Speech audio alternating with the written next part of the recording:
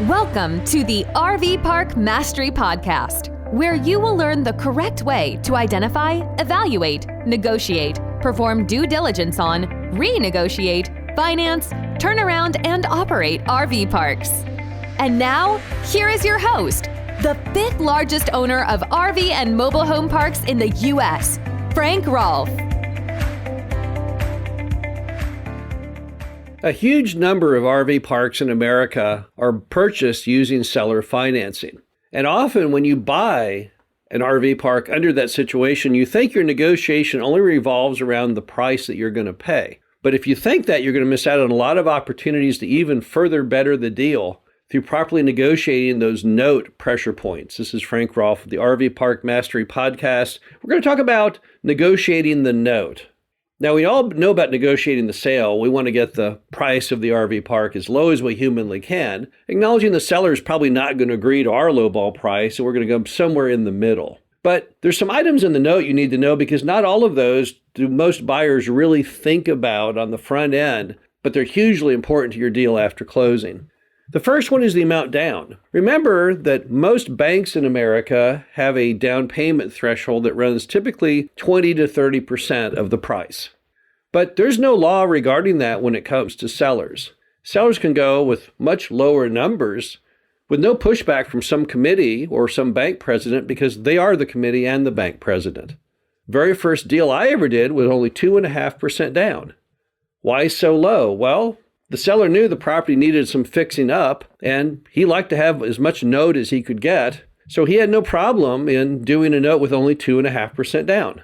We've done other deals with 5%, 10%, 15%. We've even done 12 deals at 0% down. So the amount down is critical to you as the buyer. If you can get that price reduced, that's great. Getting your down reduced in some cases is even more important to you. If you don't have a lot of capital, it's maybe one of the most important parts of the discussion. Another item you can always negotiate on the seller note is the interest rate itself, not just the final rate. So if the seller says, well, I want at least 6%, and you say, well, don't you think 5 is more fair, and you end up at 5%, that's not always the end of the discussion. Because in some deals, particularly deals that have some turnaround required, it's possible to have the interest rate not start at that amount, but stair step up to it. We've done deals where interest rate in year 1 is 1%, year 2 is 2%, year 3 is 3%, year 4 is 4%, year 5 is 5%, and then years 6 and on, the state remains at 5%. So you can get creative on the interest rate beyond just the numerical number of interest rate percent, is how that is applied. Is it all that same rate on day 1, or does it vary? Another item to negotiate is the balloon, or when the note comes due. Because in every seller note, traditionally, they're not normally self-amortizing. They don't typically go out 25 or 30 years. Instead, they normally come due, and you have to pay off the whole note in one whack, which is called the balloon. And I would say in the U.S., typically that number is between 5 and 10 years into the future. But what a huge difference that is between 5 and 10. Think about this for a minute. If you do a 5-year note, that means you're only going to get half of the pleasure of the seller note before it comes due. And often the seller, if you really push the length of the note, you'll find they're a little more variable than you think. Let's say the seller wants to do a 5-year note, and you say, gosh, seller, I'd rather go 10 because the way banking works, I'll have to start refinancing a couple years ahead of the balloon, which means I only have 3 years to really get the park up a little bit from where I want it to be before I have to start hitting the ground running to try and find a new lender. Couldn't we go a little longer? Let's assume you convince that guy to go to 7 years. Well, that's a great job. You did a terrific job there because what a difference that little extra time gives you. On a 7-year note, you have 5 full years. That means a whole presidential term plus 1 year before you really start looking for the replacement loan. Also, don't forget you can always refinance properties early.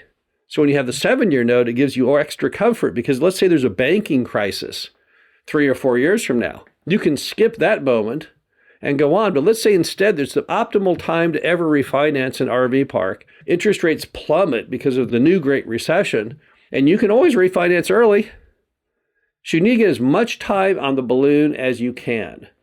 Another item to discover is the ability to buy an option to extend the note term, the balloon, if you need it. So how does that work exactly? Well, what you do is you offer to give the seller some amount of money towards the principal. So it's not a penalty fee. Let's say you agree to give him $15,000 towards the principal at the end of the note in year 5. And let's say that doing that buys you 2 more years of note. It doesn't really cost you any money, but it's a nice insurance policy in case the lending market is in turmoil at that point. You would sure appreciate having that option for only $15,000 when that 5th year comes around. Also, don't forget the fact that you often want to have release prices. If there's any additional item that comes with the RV park, such as additional land that you don't need or can't use, any other assets, the release price allows you to get rid of things which are not income producing without having to go back and renegotiate the entire loan later. So if there's anything that comes with that RV park that you're not going to want, the time to negotiate that release price is on the front end, not coming back to it later. Also, you have assumability. There's nothing that makes an RV park more liquid than the ability for the next buyer to already have built-in debt. It's the dream situation for most real estate investors. No one likes to go around and get debt on anything. So if you already have built-in debt, all they have to do is sign the agreement, and they can not only buy the RV park for a set price from you, but step into your shoes on the debt. That's just the best way to build liquidity known to man. And many notes can be assumable if you just ask. Remember that the seller, what they want is they want that regular monthly payment to pay their bills. They want it at a higher interest rate than they can achieve in the banking system. They don't want that to end. Now, by the time you were to sell, if they say, well, but what if you do assumability? I know you, I don't know the next person. Well, let's think about this for a minute. You probably would not sell for someone for, let's say, 5 years into the future or so. At that point, you've paid down a lot of principal. Also, you've increased the net income a lot. So the person buying it is probably going to not be that bad a credit risk to them. And even if they were a little more concerned since they had not bonded with them, they have less exposure because you've paid down a lot on the note. Finally, and I cannot emphasize this enough, and this is not really negotiable, but something that always must be mentioned on any seller note is you have to have a cure period in your note agreement. Now, what the cure period allows you to do is if you default on the loan for any reason, it gives you a period of time, typically 14 to 30 days, to fix the issue so the loan does not go into default. In most notes in many states, if the seller does not receive your payment, even though you sent it, they can declare the note as being due in full. That you have failed in your agreement to make regular monthly payments. Even though you did, even though you mailed it and the post office lost it, it doesn't matter in many states. It's a much better way to live when you have a cure period, which means that anything that goes wrong, you're given due notice so you can fix it. In that example, you would then get a cure period notification saying that you had not made your seller note on the RV park and then giving you some period to come forward and to correct that. And that is a very, very important item for most people because you don't like to live in danger. Nobody does. And no one likes to be falsely accused of defaulting on their note when they didn't. So as a result, it's very, very important to try and get in all notes that cure period language. The bottom line to it is that when you're negotiating an RV park with seller financing, you need to utilize your negotiation talents not just on the price, but also on the terms of the note.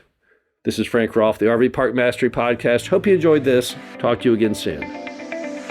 Thank you for listening to the RV Park Mastery Podcast. Be sure to visit us at www.rvparkmastery.com, where you can learn the correct way to identify, evaluate, negotiate, perform due diligence on, renegotiate, finance, turn around, and operate in RV parks.